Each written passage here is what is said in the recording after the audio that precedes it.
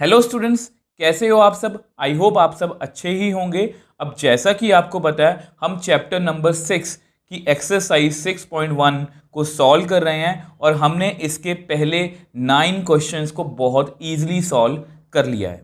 इस वीडियो का लिंक आपको ऊपर आई बटन में मिल जाएगा और जितने भी हमने क्वेश्चंस किए हैं हमने सभी में मैपिंग का यूज़ किया, जो मैंने आपको बेसिक्स वाली वीडियो में बताई थी। अब आज की वीडियो में हम क्वेश्चन नंबर 10 से स्टार्ट करने वाले हैं, तो एक अच्छे मन से, एक पॉजिटिव मन से आज की वीडियो को शुरू करते हैं। अब देखो क्वेश्चन नंबर 10 में हमें क्या पूछा गया है। A ladder 5 metre long is leaning against a wall, the bottom of the ladder is pulled along the ground away from the wall at the rate of 2 centimeter per second. How fast is its height on the wall decreasing when the foot of ladder is 4 meter away from that wall?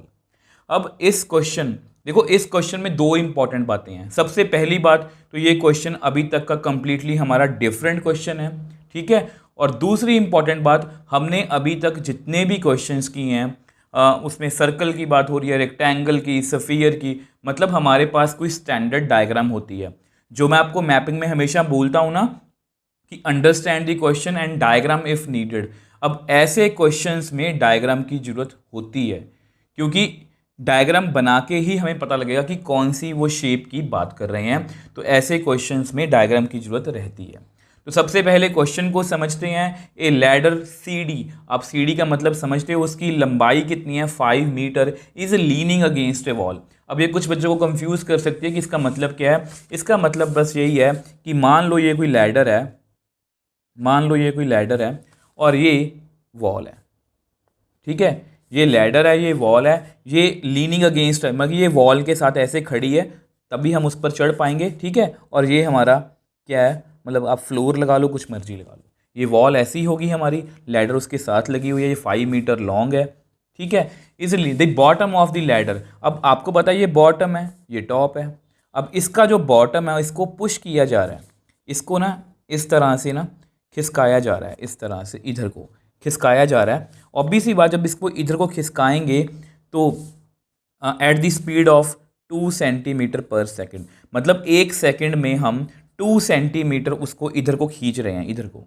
अब अगर हम इसको ऐसे खींचेंगे, आपको पता है naturally बात है कि ये जो है, ये इसका टॉप जो है ये आगे आएगा, मतलब ये ऐसे ऐसे नीचे आता जाएगा।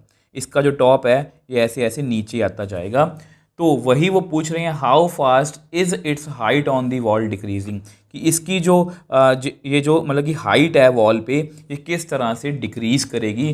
तो ये हमें क्वेश्चन में पूछा गया है, when ladder is 4 metre away from the wall, जब इनकी दूरी किसी खास पॉइंट पर 4 मीटर होगी। देखो मुझे नहीं पता कि ये कितनी दूर है स्टार्टिंग पे, मान लो ये आपकी स्टार्टिंग है और हमने लैडर को पुल करना स्टार्ट किया, और जब पुल करते करते इन दोनों की बीच की दूरी 4 मीटर होगी, तब वो पूछ रहे हैं कि इसका जो टॉप है वो कहाँ पर होगा, किस रेट से वो चेंज कर रहा है। कहाँ पर नहीं होगा ये नहीं पूछा, किस रेट से वो चेंज कर रहा है, how fast it's height is decreasing, तो हमें ये पूछा गया, ठीक है। आई होप आपको पहले क्वेश्चन अच्छे से समझ आया होगा। अब उसके बाद हमारा जो दूसरा काम होता है वो डायग्राम का होता है। अब ऐसा करते हैं, डायग्राम को ना आपको नेक्स्ट पेज पे बना के दिखा दूंगा, क्योंकि फिर ऐसा होगा कि वहाँ पर हमें क्वेश्चन में मुझे आपको कुछ समझाना भी है। तो डायग्राम हम नेक्स्ट पेज पे बनाएंगे। अब यहाँ पर उसके बाद हमारा काम होता है इंडिपेंडेंट वेरिएबल लिखना, तो वो लिख लेते हैं। तो इसमें इंडिपेंडेंट वेरिएबल कौन है,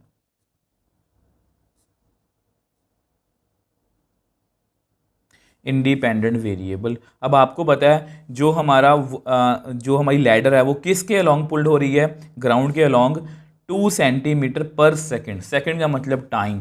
तो यहाँ से हमें ये क्लियर है कि हमारा जो इंडिपेंडेंट वेरिएबल है वो कौन है, मतलब कि टाइम, मतलब टी।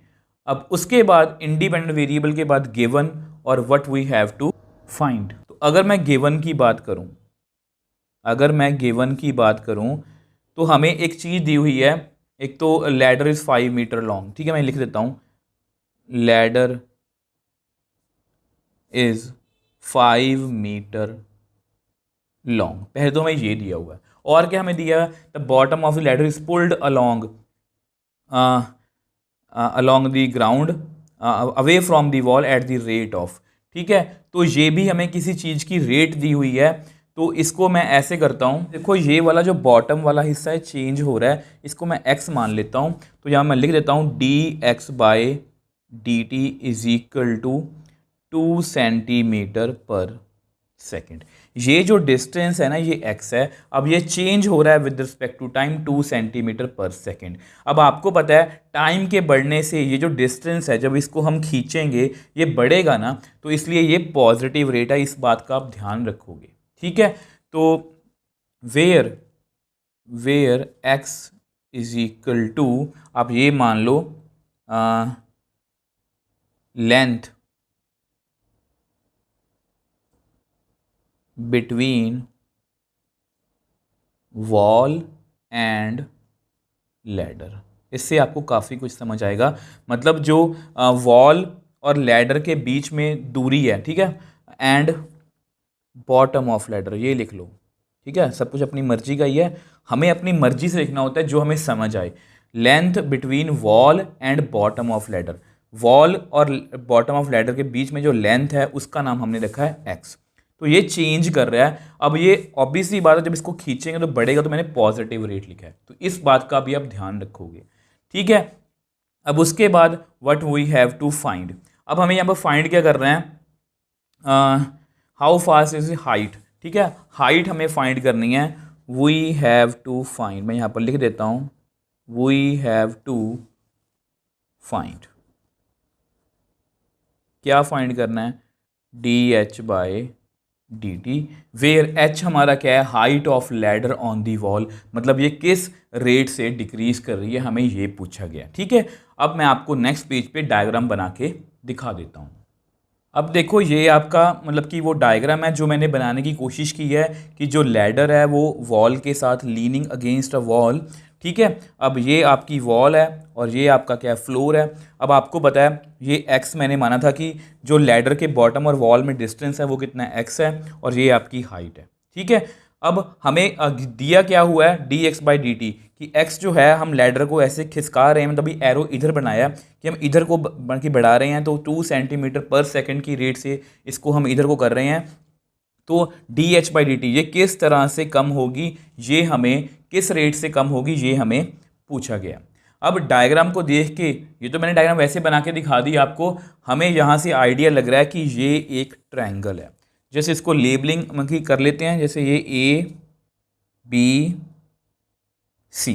तो ये ABC। अब मैंने इसका मतलब कि देखो डायग्राम पहचानने से मतलब क्या होता है, जो भी हमने जर्नल क्वेश्चन पहले किए हैं उनमें क्या था कि डायग्राम हमें पता लगा कि वो स्फीयर की या रेक्टेंगल की है, उसके बाद given what we have to find, then हम क्या लगाते हैं, फॉर्मूला।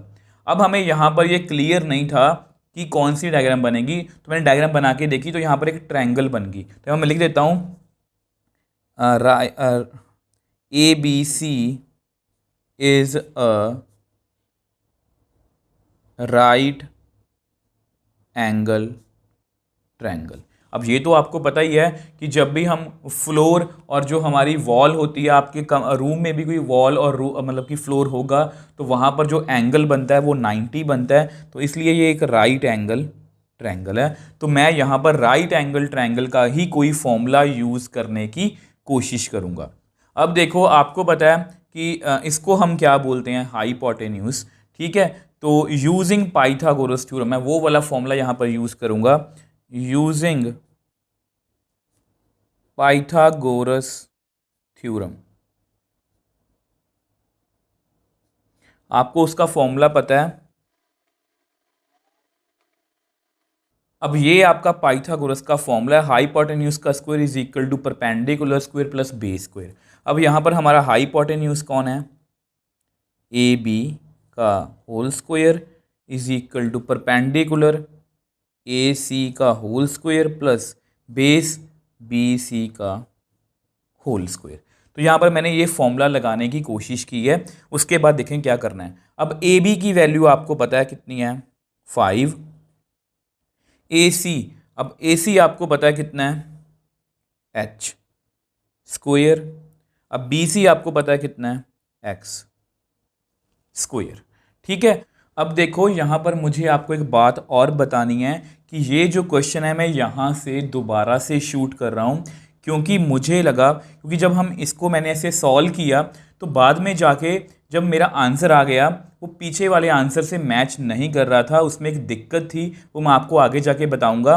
देखो दिक्कत क्या, थोड़ा हिंट दे देता हूँ आपको। यहाँ पर जो हमारी रेट ऑफ चेंज है ना वो सेंटीमीटर पर सेकेंड है, और यहाँ पर ये जो हाइट या हमें लैडर की जो लेंथ दी गई है वो मीटर में दी गई है।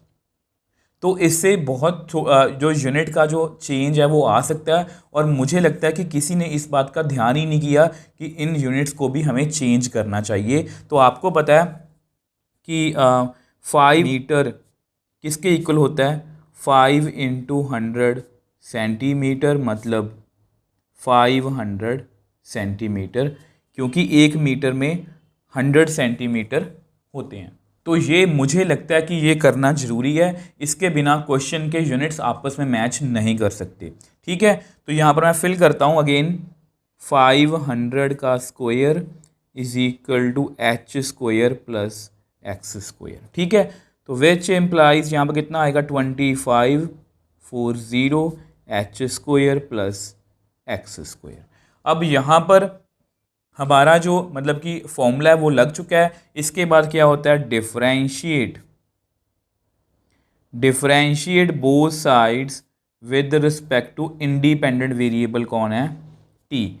तो मुझे डेरिवेटिव करना है 2,50,000 का, मुझे डेरिवेटिव करना है एच स्क्वायर का, मुझे डेरिवेटिव करना है एक्स स्क्वायर का। अब इसका डेरिवेटिव ज़ीरो ही आएगा, पहले पावर आगे आएगी एक पावर कम होगी, then derivative of function, function कौन है एच, पावर पहले आगे आएगी एक पावर कम होगी, then derivative of function, function कौन है एक्स।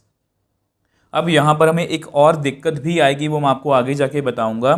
तो 0 is equal to 2h dh/dt, ये हमें निकालना ही है, 2x।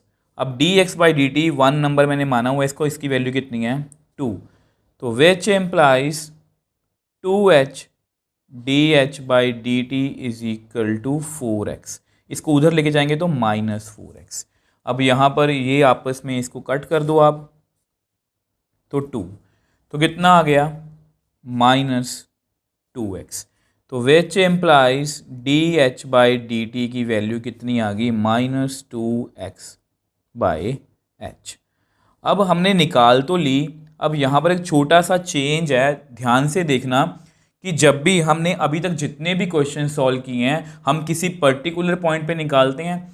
अब हमें यहाँ पर पर्टिकुलर पॉइंट दिया गया है, वो मैं आपको लिख के बता देता हूँ।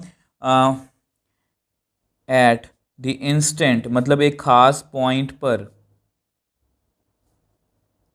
फुट ऑफ लैडर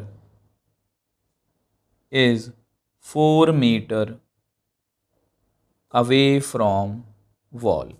ये हमें दिया गया पर्टिकुलर पॉइंट, इसका मतलब क्या है कि x की वैल्यू कितनी है 4 मीटर। तो ये तो हमें क्लियर है।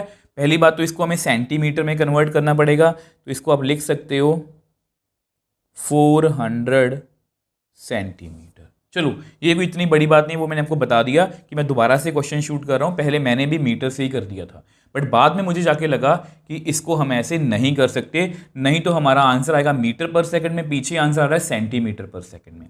तो ये हमें क्लियर हो गया। बट अगर हम यहाँ पर x की वैल्यू फिल करेंगे तो h की वैल्यू कहाँ से लाएंगे, वो तो हमें गिवन ही नहीं है। तो वो हमें हेल्प करेगा ये वाला फॉर्मूला पाइथागोरस का। अगेन हम ये फॉर्मूला दोबारा से यूज़ करेंगे और यहाँ से हम अपने h की वैल्यू जो है वो निकाल लेंगे। अब ऐसा करते हैं, उसको नेक्स्ट पेज पे हम डिस्कस कर लेते हैं।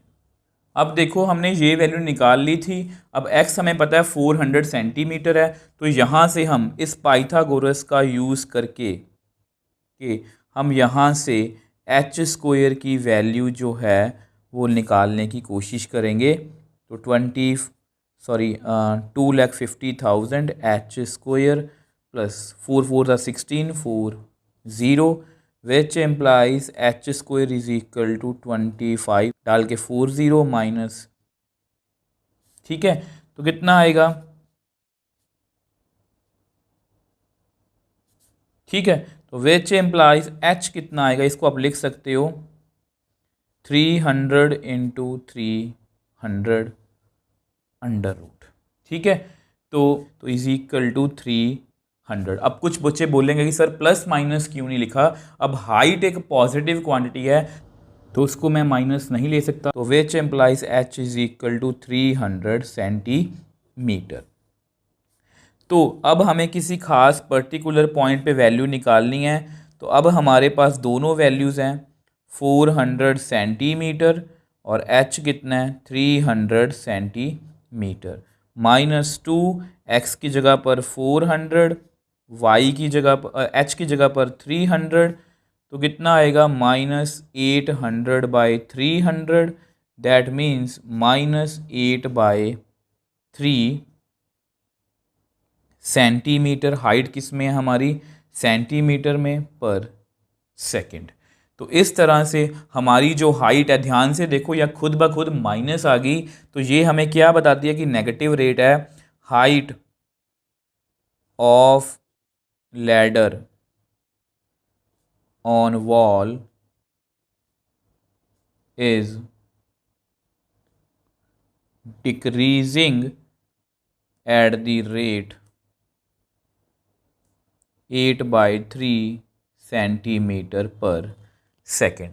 अब देख लो, इस क्वेश्चन को भी हमने बड़ी ही ईजिली सॉल्व कर लिया। एक बार जल्दी से, डिफरेंट क्वेश्चन था, क्वेश्चन को रिकॉल कर। अब देखो हमारे क्वेश्चन में क्या गिवन था कि एक लैडर है, वो वॉल के साथ खड़ी है, उसकी लंबाई कितनी है 5 मीटर।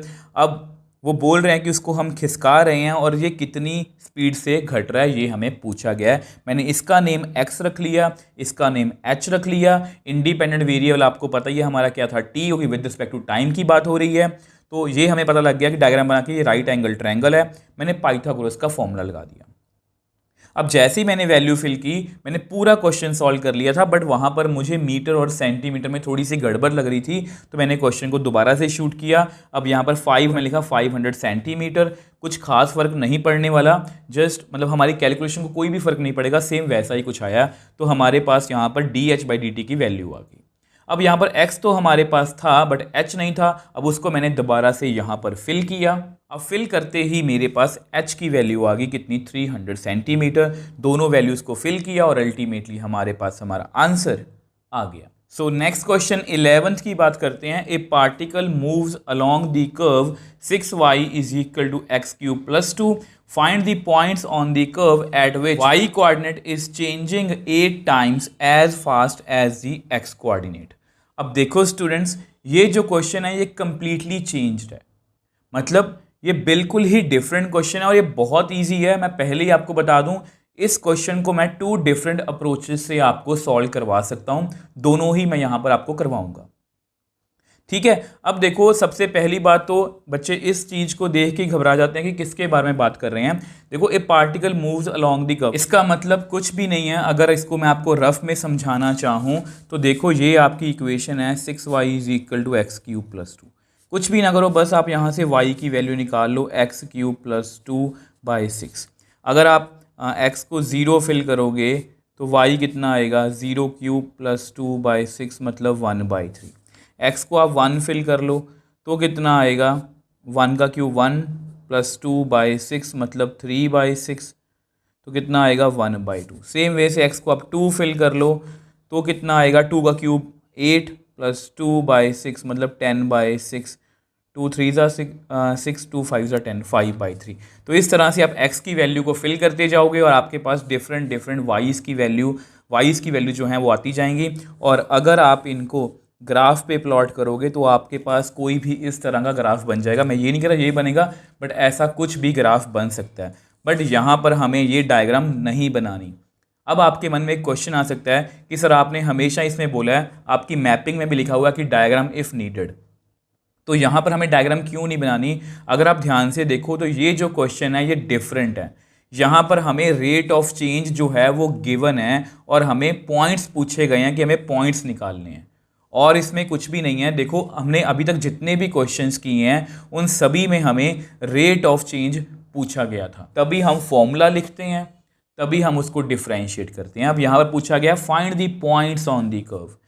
अब इसमें हमें क्या फाइंड करना है कि मान लो इस कर्व पे कोई पॉइंट है, मान लो कोई ये पॉइंट है, पॉइंट भी हो सकता है, पॉइंट्स भी हो सकते हैं, जहाँ जहाँ पर y कोऑर्डिनेट जो है वो चेंज कर रहा है 8 times as fast as the x coordinate, मतलब y coordinate 8 times fast change कर रहा है x कोऑर्डिनेट से, वो हमें पॉइंट्स जो हैं वो ढूंढने हैं। मतलब यहाँ पर हमें रेट गिवन है और हमें पॉइंट्स फाइंड करने हैं, और इसी रेट गिवन के चक्कर में ही मैं इसको आपको दो अप्रोचेस से सॉल्व करवाऊंगा। अब उसका पीछे एक रीज़न है, देखो इसका मतलब क्या है कि y चेंज कर रहा है x कोऑर्डिनेट से 8 टाइम्स। तो इसको हम दो तरीके से लिख सकते हैं। तो सबसे पहले ऐसा करते हैं, अपनी कर्व को अपना ऐसा करते हैं, इंडिपेंडेंट वेरिएबल को लिखते हैं, जो फर्स्ट अप्रोच की बात करते हैं। अब देखो अगर मैं फर्स्ट अप्रोच की बात करूं तो जो नॉर्मली सभी टीचर्स ने करवाया है कि यहाँ पर जो y कोऑर्डिनेट है वो चेंज हो रहा है 8 times as fast as the x coordinate.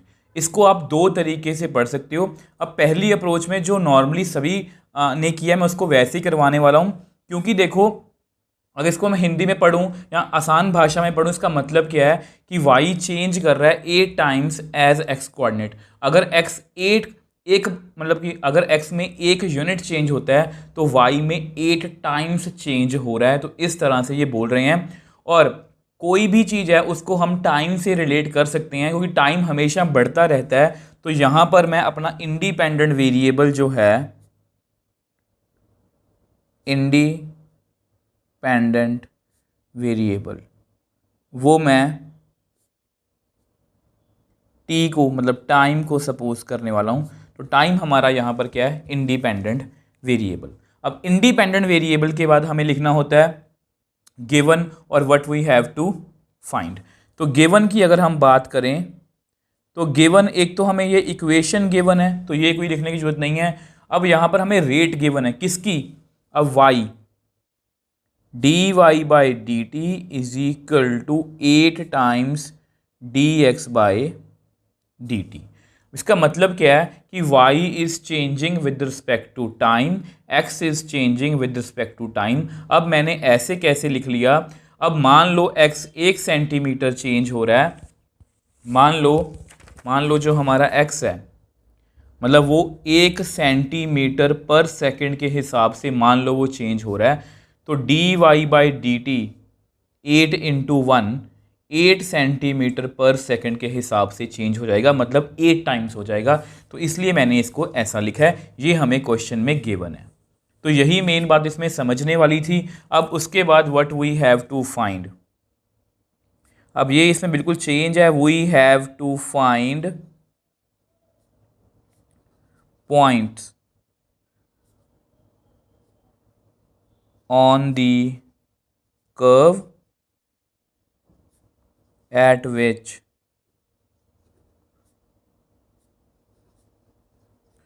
y coordinate is changing 8 times as fast as x coordinate.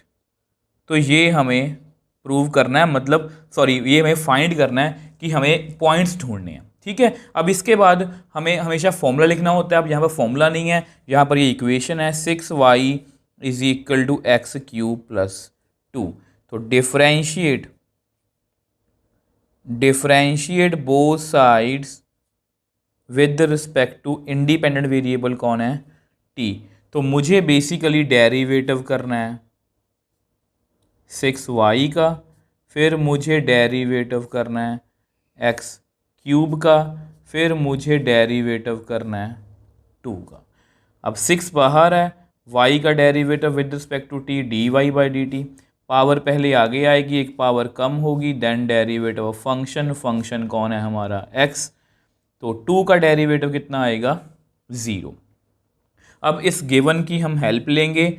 अब ऐसा करो 6 dy by d t is equal to 3x square, dx by d t की value, चलो एक step और कर देता हूँ, इसमें लिखना भूल गया, चलो कोई बात नहीं। तो ऐसा करते हैं 6 dy बाई डी टी की वैल्यू को फिल करते हैं यूजिंग 1। हमारे पास कितना आया, 6 into 8 d x by d t is equal to 3x² dx by d t. अब दोनों तरफ dx बाई डी टी है तो इन दोनों को मैं कैंसिल आउट कर सकता हूँ। तो मेरे पास कितना रह गया, 48 इज इक्वल टू 3x²।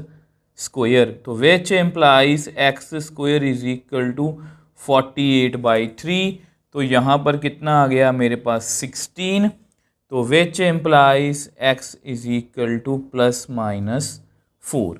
अब ये पॉइंट्स हैं, ये प्लस माइनस दोनों में आ सकते हैं। जैसा मैंने आपको लास्ट क्वेश्चन में बताया था कि हाइट नेगेटिव नहीं हो सकती, पॉइंट्स प्लस और माइनस दोनों हो सकते हैं। अब जैसे ही हमारे पास पॉइंट्स आ गए तो इसमें हम फिल करेंगे और हमारे पास y की वैल्यू आ जाएगी। तो हमारे पास कर्व पर 2 पॉइंट्स हमें मिल जाएंगे। अब उसको हम नेक्स्ट पेज पे डिस्कस कर लेते हैं। अब देखो ये हमारी x की वैल्यू है, ये गिवन इक्वेशन है। तो when x is equal to 4, जब +4 फिल करेंगे तो कितना आएगा, 6y 4 का cube plus 2, which implies 6y 4 का क्यूब कितना होगा, 64 plus 2 is equal to 66, which implies y कितना आ गया, 66/6 मतलब 11। तो यहाँ से मेरे पास पहला पॉइंट आ गया 4,11।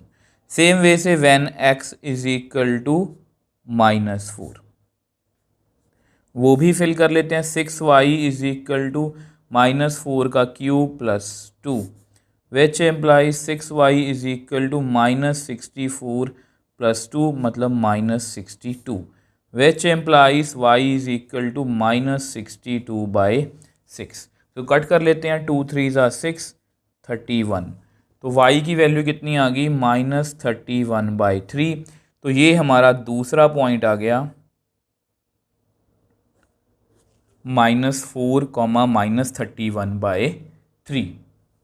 तो मतलब यहाँ से मेरे पास 2 पॉइंट्स आ गए जिन पर मतलब कि जो ऐसे पॉइंट्स हैं कर्व पर जहाँ पर y कोऑर्डिनेट 8 टाइम्स ज़्यादा फास्ट चेंज होगा x कोऑर्डिनेट के मुकाबले में।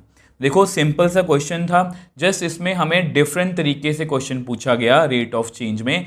देखो हमें कर्व गिवन थी और हमें यहाँ पर रेट ऑफ चेंज भी गिवन थी, हमें पॉइंट्स निकालने थे, वो मैंने रेट ऑफ चेंज लिख लिया। अब उसके बाद मैंने फॉर्मूला लिखा, डेरिवेटिव किया, फिल किया और हमारे पास हमारा आंसर आ गया।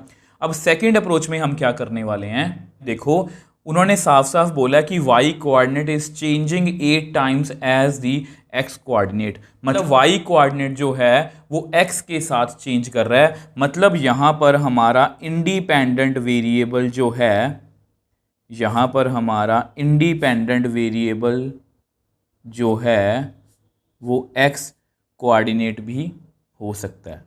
ठीक है, क्योंकि y x के साथ चेंज कर रहा है तो इसको हम रेट को ऐसे ही बोलते हैं कि y is changing with respect to x। ठीक है, तो इसलिए हमें ये रेट दी गई है तो इसको हम ऐसे भी रीड कर सकते हैं। और उसके बाद फिर से वही काम हमारा गिवन, तो हमें गिवन क्या है, अब यहाँ पर हमें रेट गिवन है किसकी, y is changing with respect to x। कितना चेंज हो रहा है, 8 टाइम्स। तो इसकी वैल्यू कितनी होगी, 8। ठीक है, यानी कि y is changing with respect to x। मतलब अगर मैं x में 1 चेंज करूंगा तो y में 8 टाइम्स चेंज होगा। इसका मतलब यही होता है, मैंने आपको पहले भी बताया था रेट ऑफ चेंज की बेसिक्स वाली वीडियो में। अब इसके बाद we have to find.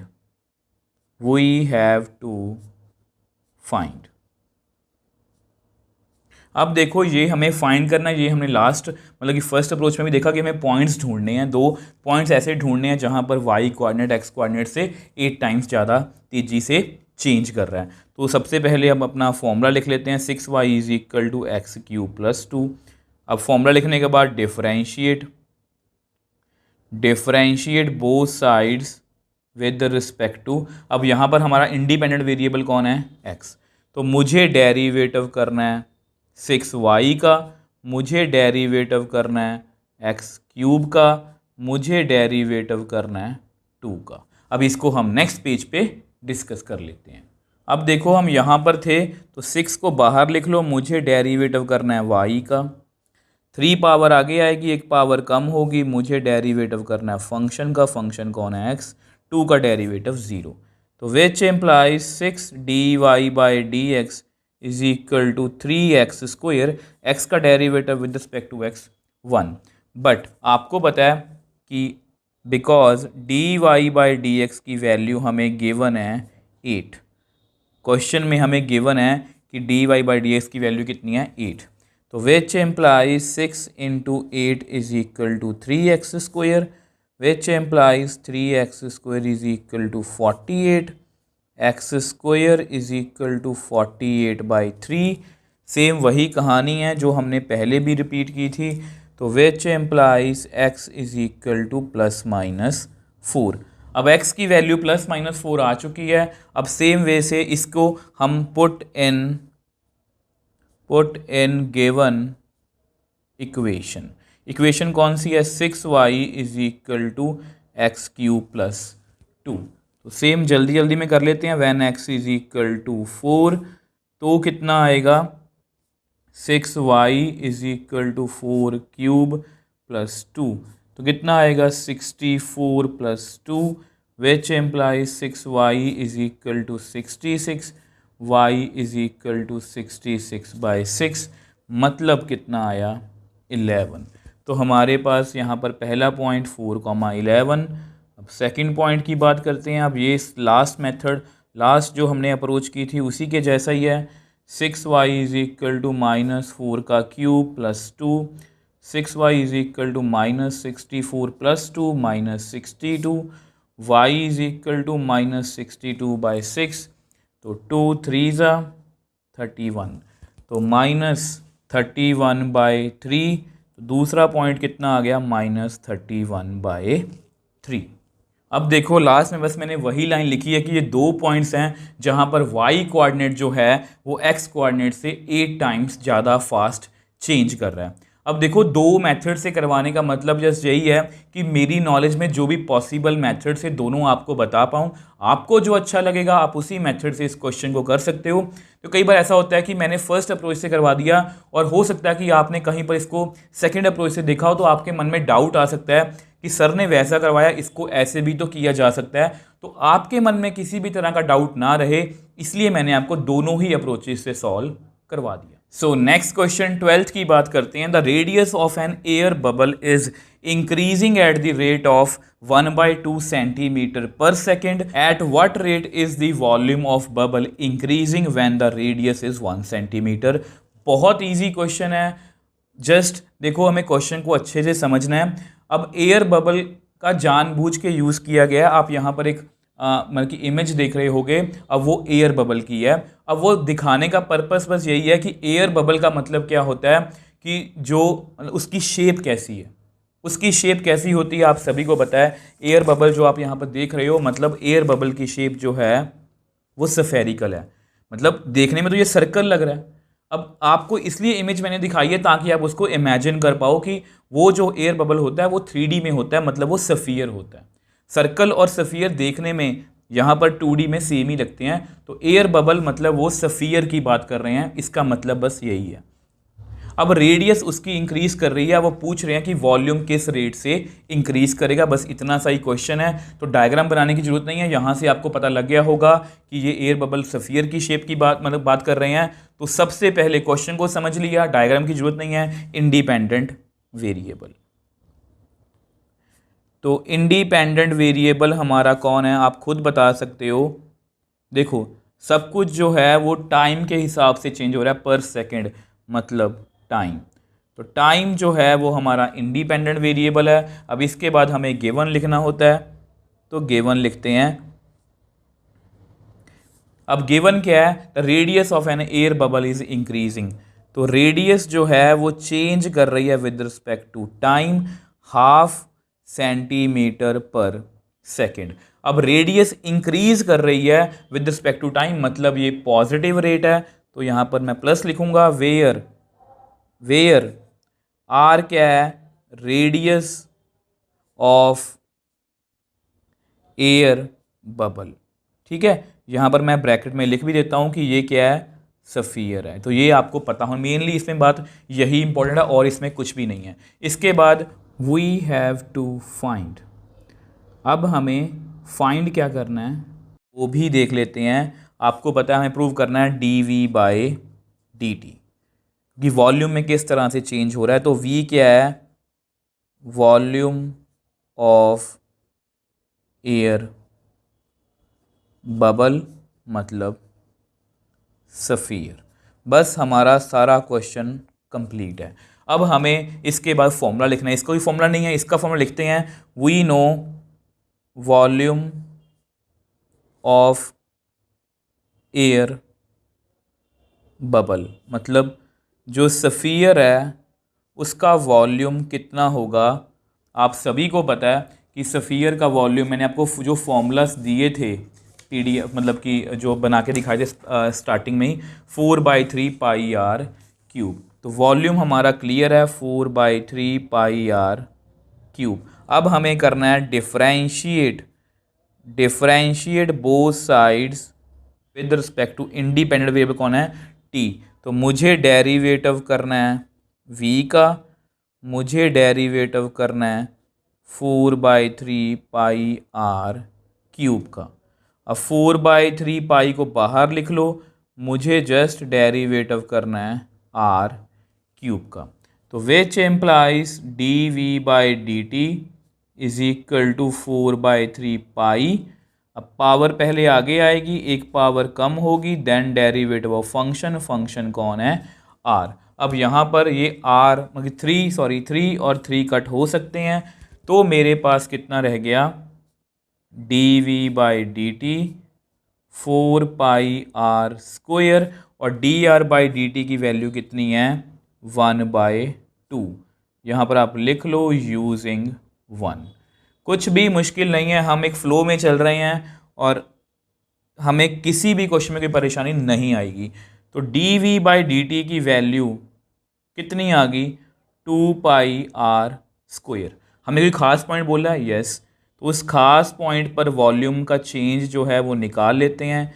Radius कितनी है, 1 सेंटीमीटर, 2 पाई इंटू 1 का स्क्वायर मतलब 2 पाई, वॉल्यूम मतलब सेंटीमीटर क्यूब, टाइम मतलब पर सेकंड।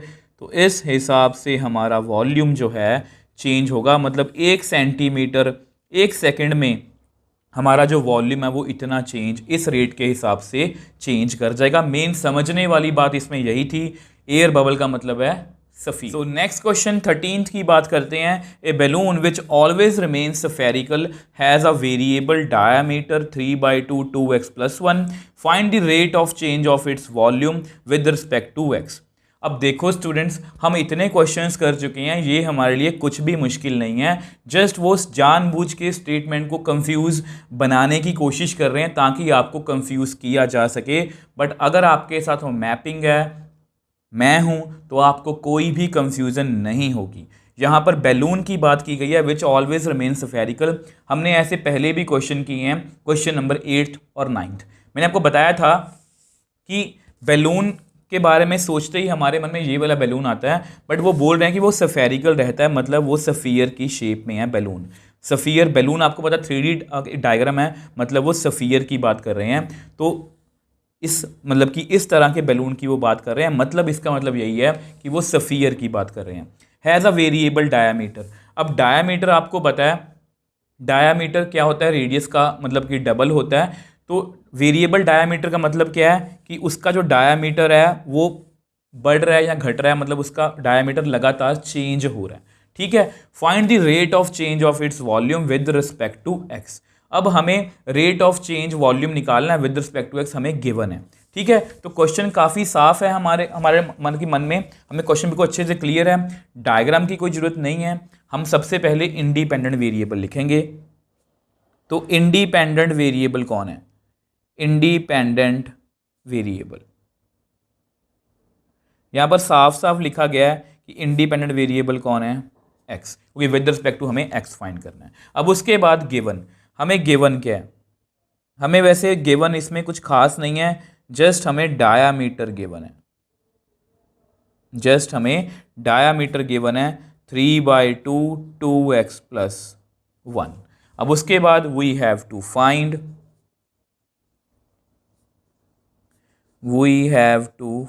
क्या फाइंड करना है, rate of change of volume with respect to x.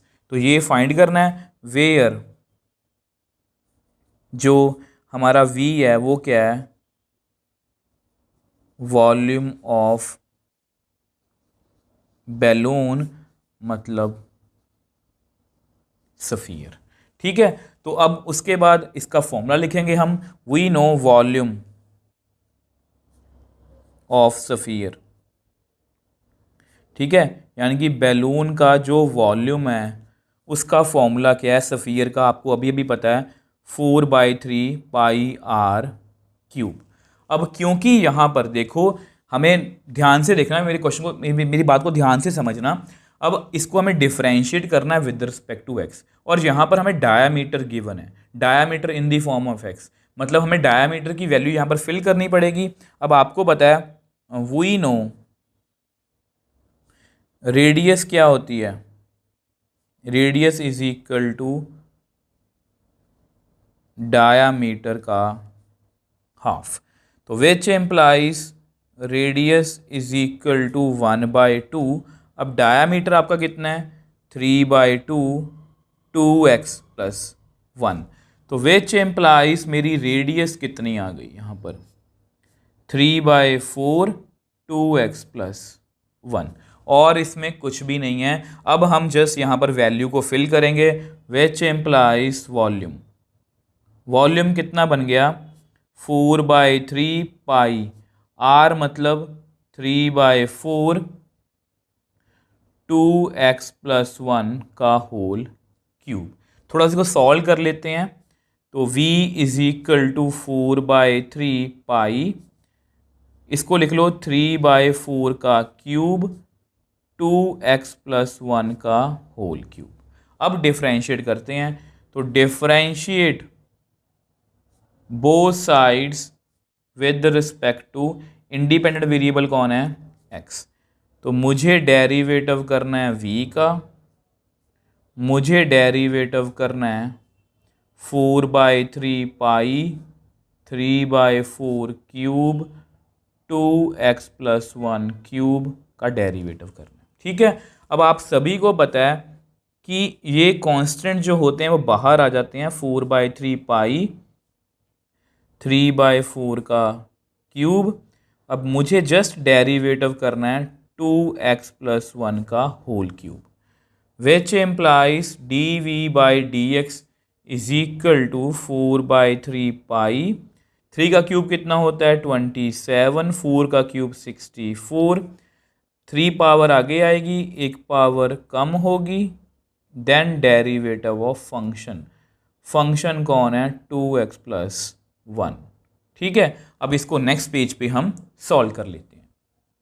अब देखो हम यहाँ पर थे ना, तो जो टर्म्स कट हो रही हैं उसको कट करते हैं, जैसे यहाँ पर 16 आएगा, यहाँ पर 9 आएगा। ठीक है, तो मेरे पास कितना आ गया dv/dx इज इक्वल टू 9 पाई 16, यहाँ पर 3 है, 2x प्लस 1 का होल स्क्वायर, 2x का डेरिवेटिव देखो, 2x का डेरिवेटिव कितना होगा, 2 को हम बाहर लिखेंगे, मुझे डेरिवेटिव करना है x का, मुझे डेरिवेटिव करना है 1 का, तो यहाँ पर आएगा 2 × 1 + 0 मतलब 2 + 0। ठीक है, इसको भी कट कर लेते हैं, सॉरी इसको मल्टीप्लाई कर लेते हैं, तो dv/dx की वैल्यू कितनी आई 27 पाई/16, 2x प्लस 1 का होल स्क्वायर इंटू 2। अब ये भी कट हो रहा है, तो मेरे पास कितना आंसर आ गया dv/dx 27/8 पाई 2x प्लस 1 का होल स्क्वायर। अब इसमें कोई यूनिट्स नहीं है, तो ये हमारा जो वॉल्यूम है विद रिस्पेक्ट टू x इस हिसाब से चेंज करेगा। देखो क्वेश्चन में कुछ भी मुश्किल नहीं था, जानबूझ के आपको उलझाने की कोशिश कर रहे हैं। वो बोल रहे हैं कि रेडियस जो है, मतलब डायमीटर दिया हुआ है, डायमीटर का मैंने हाफ किया तो रेडियस मुझे मिल गया। अब वो बोल रहे हैं कि इसका जो वॉल्यूम का जो रेट ऑफ चेंज निकालो विद रिस्पेक्ट टू एक्स। अब radius in the form of x थी, मैंने फिल किया, डेरिवेटिव किया और अल्टीमेटली हमारे पास हमारा आंसर आ गया। सो नेक्स्ट क्वेश्चन 14th की बात करते हैं। अब ये क्वेश्चन करवाने से पहले ही बता दूं, ये इस एक्सरसाइज का सबसे इंपॉर्टेंट क्वेश्चन है। अगर कोई एग्ज़ाम में इस एक्सरसाइज में से क्वेश्चन आ सकता है तो वो ये क्वेश्चन है, ये वेल डिज़र्व्ड क्वेश्चन है जो आपको एग्ज़ाम से पूछा जा सकता है। तो इसलिए आपने इसको बहुत ध्यान से करना है। तो पहले स्टेटमेंट को पढ़ते हैं, मैं बहुत अच्छे से समझाऊंगा, बहुत ईजी क्वेश्चन है with the help of that mapping. The sand is pouring from a pipe at the rate of 12 centimeter cube per second. The falling sand forms a cone on the ground in such a way that height of the cone is always 1/6 of the radius of base. How fast is the height of sand cone increasing when the height is 4 centimeter? अब देखो question को पहले समझने की कोशिश करते हैं। अब क्वेश्चन को समझाने के लिए देखो, क्वेश्चन अगर आपको अच्छे से समझ में आएगा ना तो फिर आपको कुछ भी क्रैमिंग की ज़रूरत नहीं है। यहाँ पर आपको एक इमेज दिख रही होगी। अब वहाँ पर वो हैंड है और हैंड से रेत गिर रही है। मान लो वो पाइप है, वो पाइप से रेत गिर रही है। और आप भी इमेजिन करके देखना, जब आप पाइप से किसी भी चीज़ से हाथ से रेत को गिराओगे तो जो ग्राउंड पर हमेशा एक कोन की शेप ही बनेगी। वो कोन कुछ इस तरह से होगा जो आपको डायग्राम में दिख भी रहा है, और वैसे आपको पता है आपका कोन ऐसे होता है। ठीक है, तो ये दोनों चीज़ें आपके माइंड में होनी चाहिए। डायग्राम से आपको इतना क्लियर तो हो गया कि जब हम ऊपर से मतलब कि रेत को गिरा रहे हैं तो वो कोन बन रहा है ग्राउंड पर, इतनी बात क्लियर हुई। The falling sand forms a cone on the ground, ये क्लियर हो गया। द हाइट ऑफ कोन, अब वो कोन इस तरह से बन रहा है कि जो हाइट है ना कोन की, अब कोन में ना 3 चीज़ें होती हैं, वैसे सही बताऊं तो कोन में 3 चीज़ें होती हैं, हाइट, स्लैंट हाइट, रेडियस। अब वो सिर्फ हाइट और रेडियस की बात कर रहे हैं। जो हाइट है ना वो हमेशा 1/6 ऑफ रेडियस ऑफ बेस है। जो हाइट है ना कोन की वो हमेशा 1/6 रेडियस ऑफ बेस से है, मतलब ये हमें गिवन है। अब उसके बाद वो पूछ रहे हैं how fast is the height of sand cone increasing. अब वो पूछ रहे हैं कि कोन की हाइट जो है वो किस रेट से चेंज कर रही है। अब ये कोई पर्टिकुलर पॉइंट है। आई होप पहले आपको इतना क्वेश्चन तो समझ आया होगा। इस डायग्राम की हेल्प से हम ऊपर से रेत गिरा रहे हैं, उससे कोन बन रहा है, उसमें कुछ कंडीशंस दी हुई हैं और हमें हाइट की रेट ऑफ चेंज निकालना है। अब उसके बाद क्वेश्चन समझ आ गया, इसकी डायग्राम की जरूरत नहीं है, आपके सामने वो इमेज है। अब इसके बाद सबसे पहला काम हमारा इंडिपेंडेंट वेरिएबल। ठीक है, स्टेप बाय स्टेप चलेंगे, आपको कोई भी परेशानी नहीं होगी। इंडिपेंडेंट वेरिएबल, अगर आपको कोई भी दिक्कत है ना आप मुझे नीचे कमेंट बॉक्स में लिख सकते हो। इंडिपेंडेंट वेरिएबल यहाँ पर कौन है? टाइम, क्योंकि सब कुछ टाइम के हिसाब से चेंज हो रहा है पर सेकेंड। ठीक है, तो इंडिपेंडेंट वेरिएबल हमें क्लियर है। उसके बाद हम लिखते हैं गिवन। अब गिवन क्या है? अब इसमें भी कुछ बच्चे फंस जाते हैं, क्योंकि देखो क्वेश्चन अगर मैं करवाऊंगा आपको इजी लगेगा। बात ये नहीं है कि मैंने करवाया, जैसे मेरे को हमेशा बोला सोल्यूशन देना होता तो सोल्यूशन तो कब का दे चुका होता, बट रिसर्च करने का मतलब यही होता है कि आप वो क्वेश्चन खुद से सॉल्व कर पाओ। अब आपको पता है कि ऊपर से सैंड, अब फिर से वो इमेज को देखते हैं, ऊपर से सैंड गिर रही है, अब उससे कोन बन रहा है। अब आपको भी पता है कि जो सैंड का कोन बनेगा वो खाली तो होगा नहीं, मतलब उसमें सभी जगह सैंड ही सैंड होगी, चाहे वो कोन की शेप जैसी मर्जी है। देखो कोन हमारा कुछ ऐसा बन रहा है, ठीक है, ऐसी ही हमारे सैंड से कोन बना। अब इसमें सभी जगह सैंड ही सैंड है। अब सब कुछ ये फिल हुआ हुआ है। अब जब भी हम किसी चीज़ में कोई चीज़ फिल करते हैं मतलब वो वॉल्यूम की बात करते हैं, क्योंकि इसमें कितनी सैंड है ये वॉल्यूम की बात कर रहे हैं। और अगर आपको यहाँ से नहीं क्लियर तो आप इसके यूनिट्स भी देख सकते हो, 12 सेंटीमीटर क्यूब पर सेकेंड, मतलब यहाँ पर वॉल्यूम की बात हो रही है। तो यहाँ पर मैं लिख देता हूँ v/dt, मतलब वॉल्यूम हमारा चेंज कर रहा है with respect to time, 12 centimetre cube per second. अब क्योंकि ऊपर से रेत गिर रही है और नीचे सैंड का कोन जो है वो बन रहा है, अब टाइम के साथ साथ वो कोन जो है बड़ा होता जाएगा, मतलब वॉल्यूम बढ़ता जाएगा। टाइम के बढ़ने से वॉल्यूम बढ़ेगा, मतलब ये पॉजिटिव रेट है। वेयर v क्या है? वॉल्यूम ऑफ सैंड कोन। अब आपको आई होप इतनी बात तो क्लियर होगी। सैंड कोन, सैंड से सैंड कोन बना है, मतलब उसमें सभी जगह सैंड ही फिल है, मतलब वो वॉल्यूम की बात कर रहे हैं। और भी हमें गिवन है height of cone is equal to 1/6 of radius of base. आप यहां पर एक और वर्ड ऐड कर लो, बेस ऑफ कोन, क्योंकि इसको हम कोन में हम इसको जो है वो बेस बोलते हैं, मतलब इस पर कोन खड़ा रहता है तो इसको हम बेस बोलते हैं। तो h हाइट, मतलब जो है हाइट जो है, अगर इसको मैं सिंप्लीफाई लैंग्वेज में लिखूं, h is equal to 1/6 r. ऐसा करो, इनको नंबर दे दो, ये दोनों चीज़ें हमारी यूज़ होंगी। इसको नंबर 2, इसको नंबर 1। अब इसके बाद what we have to find, हमें क्या फाइंड करना है। आपको बताया कि height of the sand cone, how fast is the height of sand cone increasing, मतलब d h by d t, where h क्या है, एच क्या है, हाइट ऑफ सैंड कोन। तो ये हमें इसकी रेट जो है वो फाइंड करनी है। आई होप पहले आपको क्वेश्चन अच्छे से क्लियर हो गया। Independent variable given, we have to find. अब उसके बाद वॉल्यूम, तो वॉल्यूम के फॉर्मूले की बात करते हैं। वॉल्यूम ऑफ सैंड कोन, तो वॉल्यूम ऑफ सैंड कोन मतलब वी कितना होता है, कोन का वॉल्यूम कितना होता है, मैं यहाँ पर लिख देता हूँ। ये देखो, कोन का volume 1/3 pi r square h, 1/3 pi r square h. अब देखो यहाँ पर हमने फॉर्मूला तो लिख लिया, अब यहाँ पर एक छोटा सा चेंज करेंगे। अब चेंज क्या है, देखो हमें D h by d T निकालना है, और यहाँ पर आर भी वेरिएबल है, एच भी वेरिएबल है, और यहाँ पर हमारे पास एक रिलेशन भी गिवन है हमें क्वेश्चन में। तो अब ऐसा करो कि यहाँ पर देखो हमें, क्योंकि देखो आप r को h में कन्वर्ट कर सकते हो या h को r में कन्वर्ट कर सकते हो, ये कंप्लीटली क्वेश्चन के ऊपर डिपेंड करता है। अगर यहाँ पर हमें रेडियस का पूछा होता कि रेडियस किस हिसाब से चेंज कर रही है, तो फिर मैं उस तरह से करता। अब यहाँ पर क्योंकि मुझे h की मतलब कि रेट ऑफ चेंज चाहिए, तो मैं r को मैं h में चेंज करने की कोशिश करूँगा। यूजिंग टू वी गेट, आपको पता है using two we get r is equal to 6h। तो इसको ना मैं इसमें पुट करने वाला हूँ ताकि ये सारा फंक्शन जो है या फॉर्मूला जो है वो h में कन्वर्ट हो जाए। उसके बाद मैं रेट ऑफ चेंज इसकी निकाल दूंगा। अब देखो आपको पता है r की वैल्यू कितनी है 6h, तो उसको मैं पहले ही फिल करने वाला हूँ डेरिवेटिव करने से पहले, ताकि हमारा क्वेश्चन उतना ही ईजी हो पाए। तो कितना आएगा 1/3 पाई 36h स्क्वायर इंटू h। तो इसको लिख लो v is equal to 36/3 pi h cube. अब मेरा पूरा जो वॉल्यूम का फॉर्मूला है वो h में कन्वर्ट हो चुका है। अब इसको मैं डिफरेंशिएट करने वाला हूँ। तो differentiate both sides with respect to independent variable कौन है, t। तो मुझे डेरिवेटिव करना है v का, मुझे डेरिवेटिव करना है 36/3 पाई h क्यूब का। अब 36/3 पाई एक कांस्टेंट है, तो मुझे जस्ट डेरिवेटिव करना है h क्यूब का। आप यहाँ पर कट करना सा चाहते हो तो कट कर सकते हो, यहाँ पर 12 आ जाएगा, ठीक है।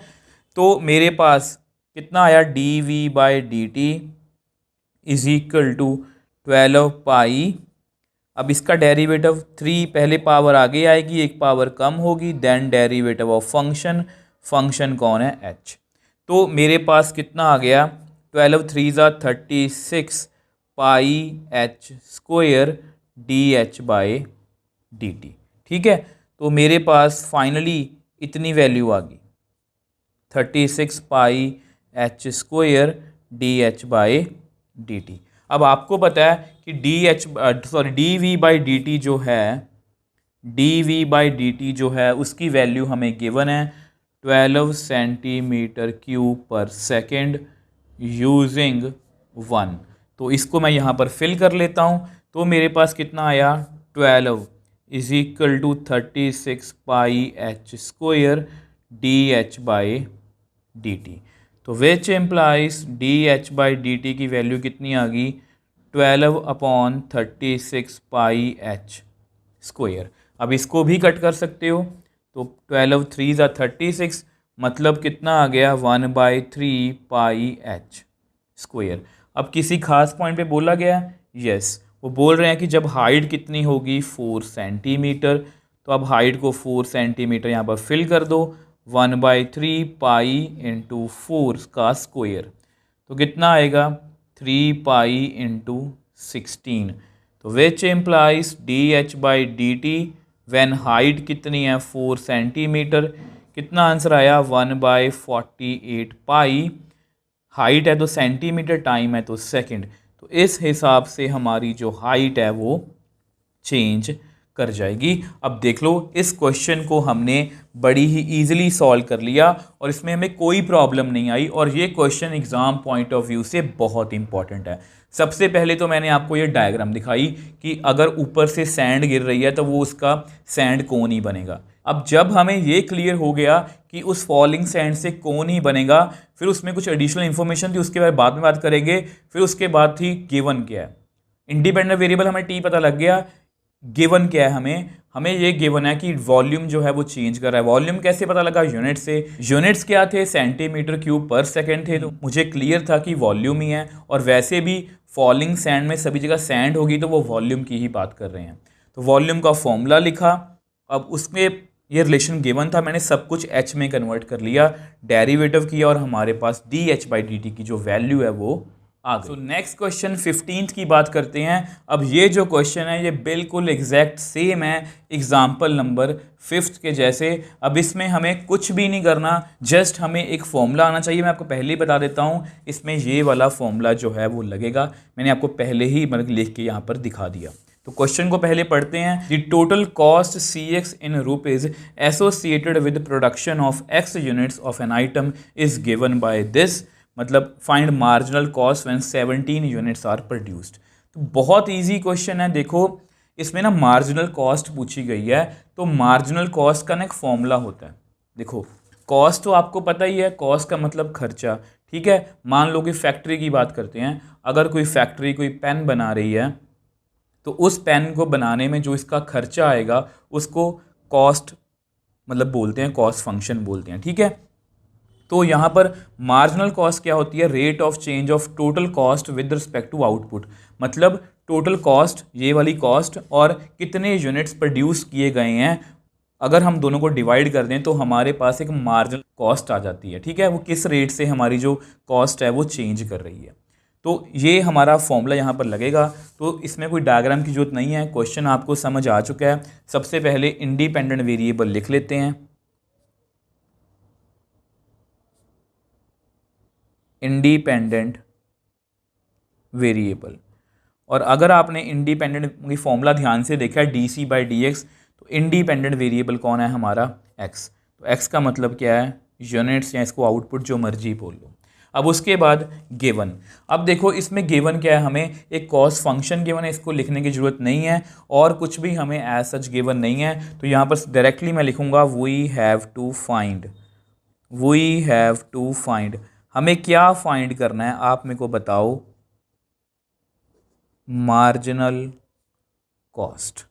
और मार्जिनल कॉस्ट का फॉर्मूला होता है DC बाय DX, मतलब हमें कॉस्ट की रेट ऑफ चेंज निकालनी है विद रिस्पेक्ट टू X। अब ये हमें क्लियर है। अब उसके बाद हमें कॉस्ट फंक्शन का फॉर्मूला लिखना है जो हमें गिवन है। अब ये हमें याद नहीं रखना, ये हर एक क्वेश्चन में हमें गिवन होगा। तो बहुत इजी क्वेश्चन है। अब फॉर्मूला लिख लिया, differentiate both sides with respect to X। तो मुझे डेरिवेटिव करना है, मतलब CX का, मुझे डेरिवेटिव करना है X क्यूब का, मुझे डेरिवेटिव करना है 003 X स्क्वायर का, मुझे डेरिवेटिव करना है 15X का, मुझे डेरिवेटिव करना है 4000 का। तो विच एम्प्लाइज, इसको DC बाई DX ही लिख लो।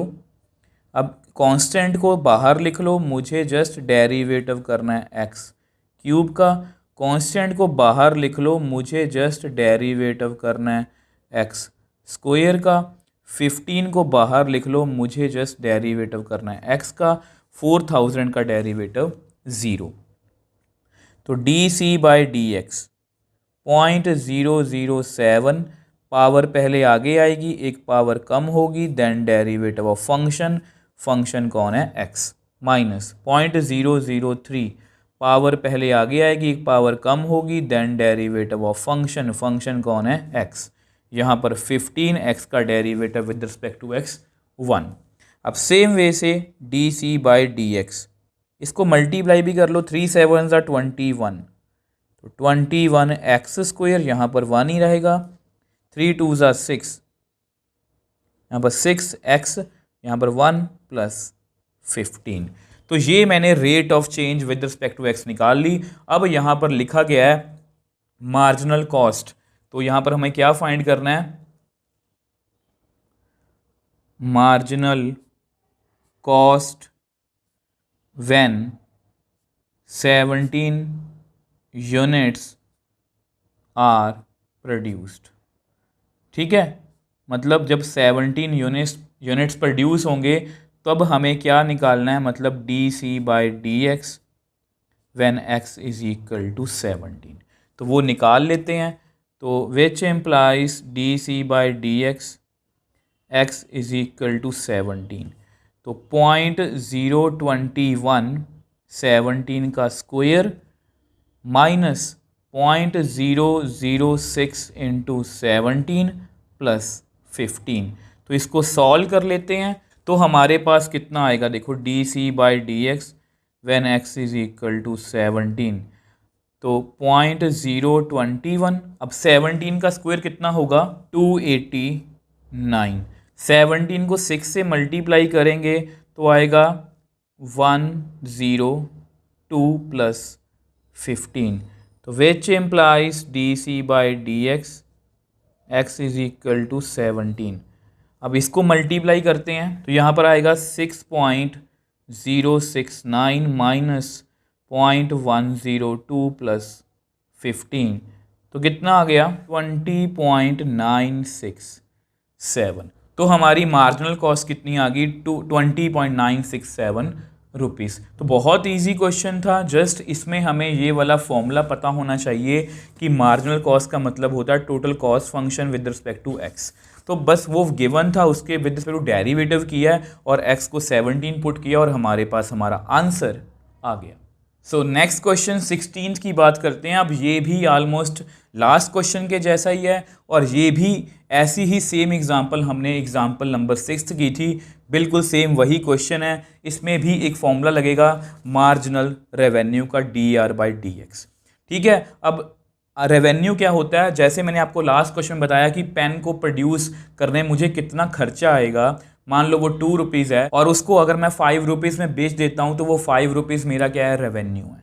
तो अगर रेवेन्यू को मैं total number of unit sold से उसकी रेट निकाल देता हूँ तो मेरे पास मार्जिनल रेवेन्यू आ जाता है। बस आपको यही फॉर्मूला पता होना चाहिए। क्वेश्चन हमें समझ में आ गया, डायग्राम की ज़रूरत नहीं है। तो इंडिपेंडेंट वेरिएबल, इंडिपेंडेंट वेरिएबल आपको फॉर्मूले से क्लियर होगा कि यहाँ पर इंडिपेंडेंट वेरिएबल कौन है, एक्स। ठीक है, तो फिर वही है नंबर ऑफ यूनिट्स। ठीक है, अब उसके बाद गिवन हमें एज सच कुछ नहीं है, तो हमें क्या फाइंड करना है, वी हैव टू फाइंड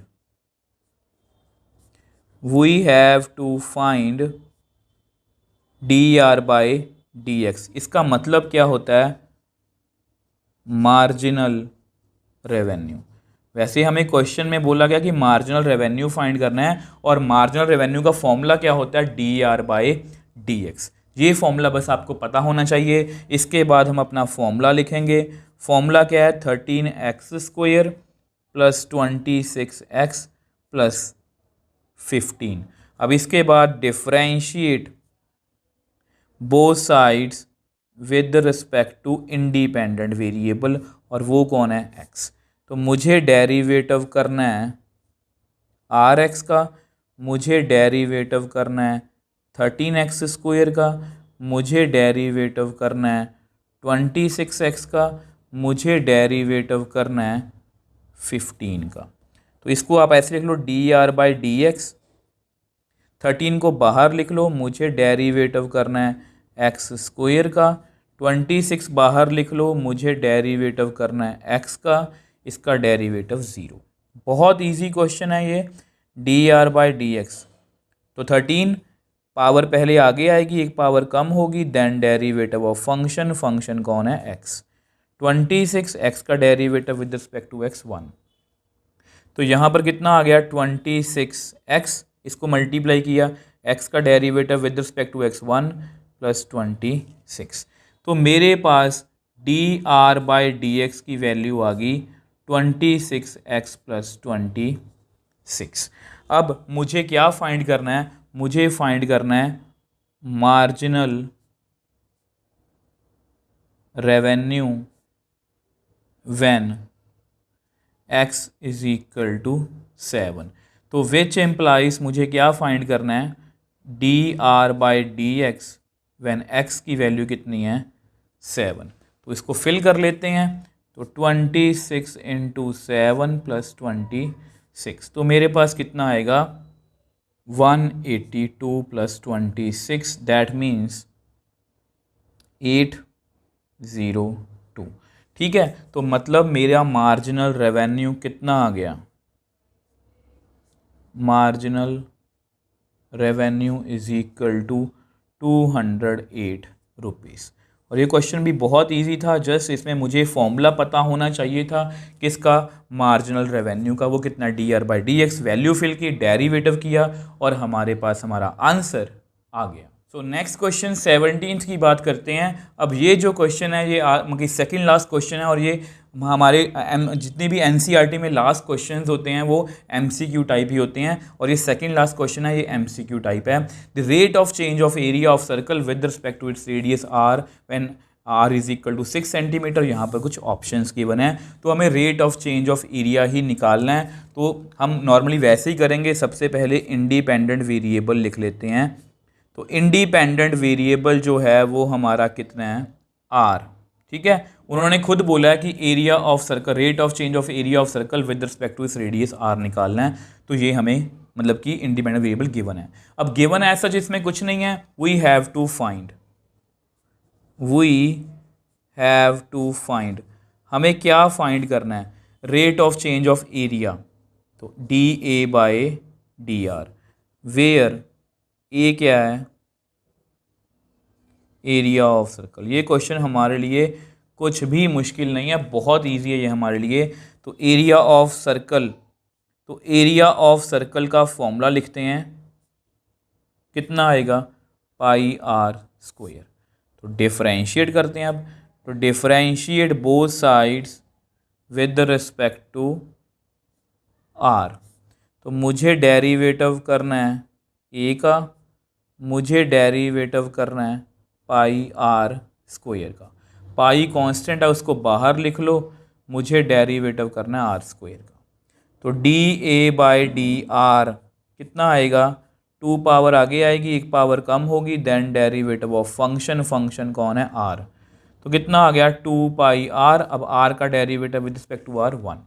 अब किसी खास पॉइंट पे निकालना है तो वो भी निकाल लेते हैं, और वो रेडियस बोली हुई है 6 सेंटीमीटर। ठीक है, तो 2π इंटू 6 मतलब 12π, एरिया है तो सेंटीमीटर स्क्वायर पर सेंटीमीटर, क्योंकि पर रेडियस है। ठीक है, तो ये हमारा आंसर है। तो कौन सी ऑप्शन के साथ मैच कर रहा है, ऑप्शन बी। तो option B is the right answer.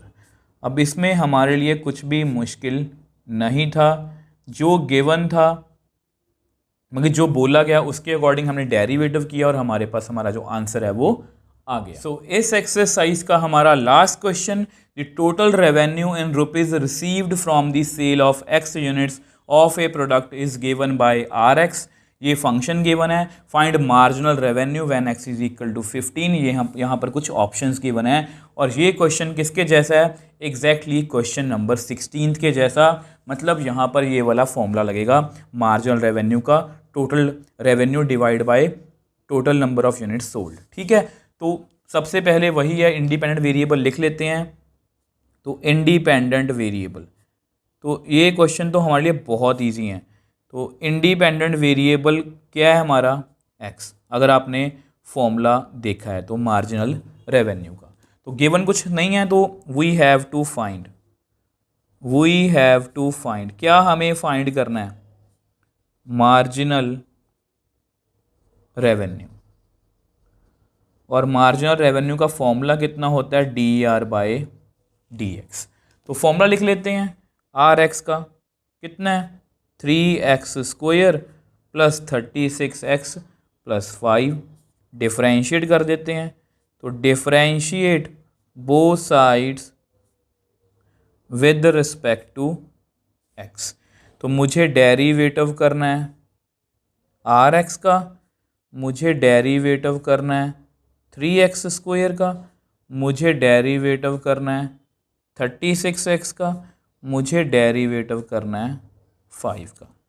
तो यहाँ पर आप लिख लो dr/dx, 3 बाहर, मुझे डेरिवेटिव करना है x स्क्वायर का, 36 बाहर, मुझे डेरिवेटिव करना है x का, यहाँ पर 0। तो विच एम्प्लाइज dr/dx 3, 2 पावर आगे आएगी, 1 पावर कम होगी, then derivative of function, function कौन है x, प्लस 36 x का derivative with respect to x1। तो कितना आ गया 3 2 ज़ा 6 x इंटू 1, x का derivative with respect to 1 plus 36। तो विच एम्प्लाइज dr/dx की वैल्यू हमने निकाल ली 6x प्लस 36। बट मुझे किसकी वैल्यू चाहिए, marginal revenue, marginal revenue when x is equal to 15। तो ये हमें वैल्यू चाहिए, तो उसको फिल कर देते हैं dr/dx x is equal to 15। तो 6 इंटू 15 प्लस 36। तो 15 को 6 से मल्टीप्लाई करेंगे तो कितना आएगा 90 प्लस 36, विच एम्प्लाइज हमारा जो मार्जिनल रेवेन्यू है, हमारा जो मार्जिनल रेवेन्यू है वो कितना आ गया 126।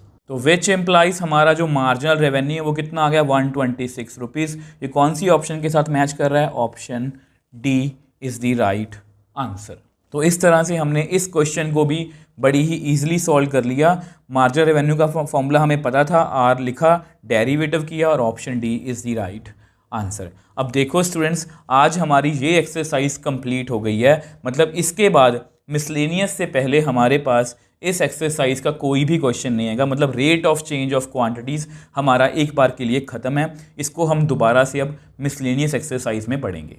अब नेक्स्ट वीडियो में हम इंक्रीजिंग और डिक्रीजिंग फंक्शंस पढ़ेंगे। अब उसको, उस टॉपिक को लेकर भी बच्चों के मन में बहुत सारे डाउट्स हैं, बट बिलीव मी, जैसा मैंने आपको बताया था, मैं आपको एक मैपिंग दूंगा, एक वे दूंगा, और उस मैपिंग की हेल्प से आपके सभी डाउट्स और सभी क्वेश्चंस जो हैं वो बहुत ईजिली सॉल्व हो जाएंगे।